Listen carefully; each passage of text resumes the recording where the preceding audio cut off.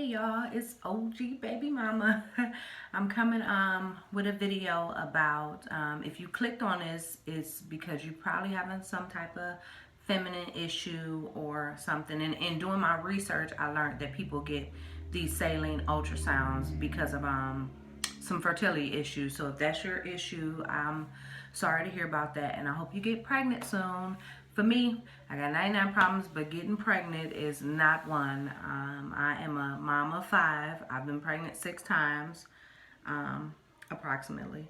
But anyway, so if you clicked on this, it's because you wanted more information and wanted to know about the saline ultrasound for your cervix. I put the technical name in the title, so if you clicked on this, it's because you want to know what my experience was. And I'm just going, before I tell you the backstory, I'm just going to say the information that you came here for. For me, it wasn't that bad. I mean, actually, it wasn't bad at all. On a scale of 0 to 10, I would give my pain a 3.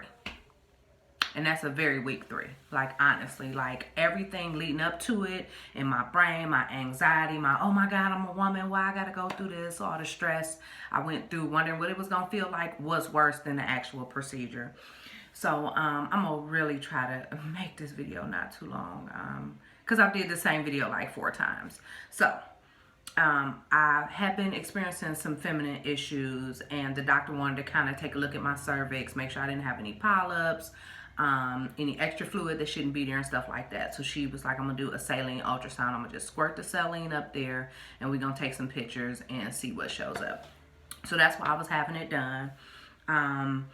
I went, so it started off with me going in, and the, I'm sorry if the camera is lopsided, I'm recording this from my phone, but it started off with me going in, and the ultrasound technician, I don't know if you've ever had like an early pregnancy ultrasound, because early in pregnancy, they can't see the embryo or whatever it is when it's really, really, really small over your stomach ultrasound. So they do the vaginal ultrasound. So that's what she did for like the first 3 minutes, and that was an ultrasound tech.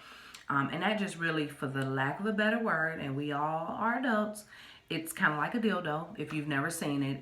But it's a camera, like it's attached, and it's like kind of rounded on the tip, and they stick like a condom looking type thing on there to protect it. And they put some lube on it, and then they put it up there, and they get it close to your cervix, and they take pictures. That's what the vaginal ultrasound machine is. So she did that for like 3 minutes and got a picture of what it looked like before the doctor came in to insert the catheter up there and squirt the saline, the like water type liquid up there. So that was uncomfortable, but it's not too uncomfortable. I mean, if you could take having sex with a guy, and I'm sorry, I'm using poor descriptors. I'm not a medical person, so I'm not using the proper terms, but you know what I'm talking about. So if you could take having sex, and Lord knows if you gave birth to a child vaginally, you can handle the vaginal ultrasound. So that wasn't bad at all. It took maybe like 3 minutes. She took a bunch of pictures. When they showed it to me, the roll was like this long. I'm like, you took that many pictures?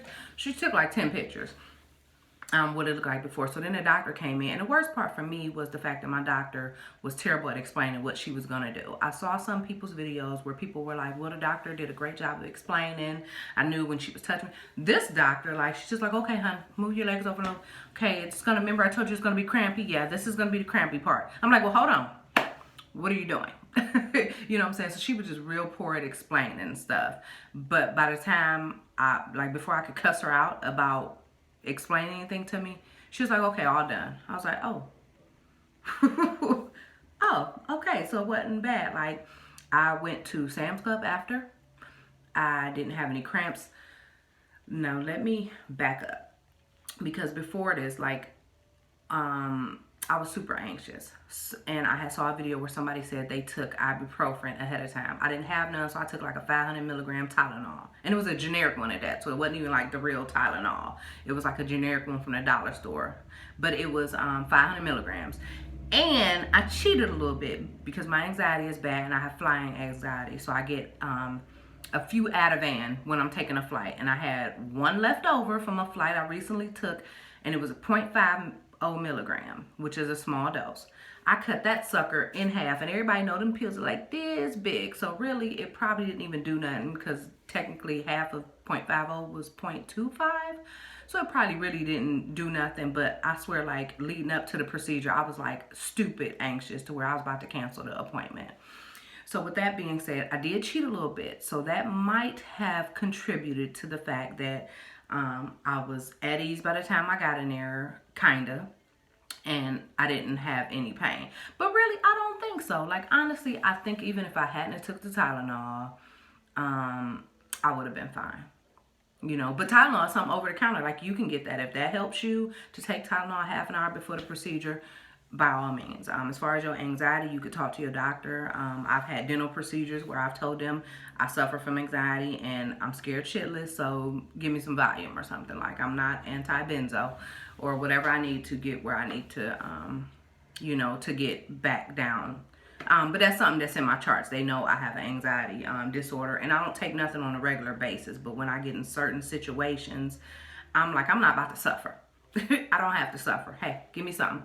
And since I still had that one little bitty pill, I just cut it in half and just took it. But all that just to say, the procedure was fine. Everybody's body is different, but like, I researched so like 10 people, and I had to just stop looking up videos because majority of them was like, oh my God, it was the worst pain I ever felt. And I don't know their pain tolerance. My pain tolerance is pretty normal. Like, I don't like painful stuff. I get anxious about it.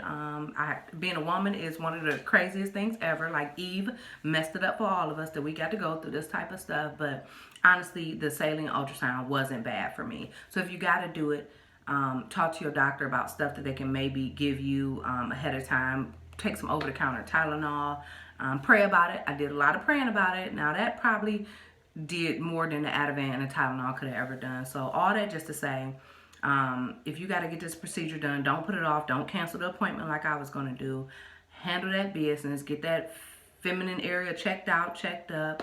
If it's for infertility stuff, I wish you the best. God bless you. And you could do it, girl. I did it, and it's over. So I ain't got to do it again. Bye.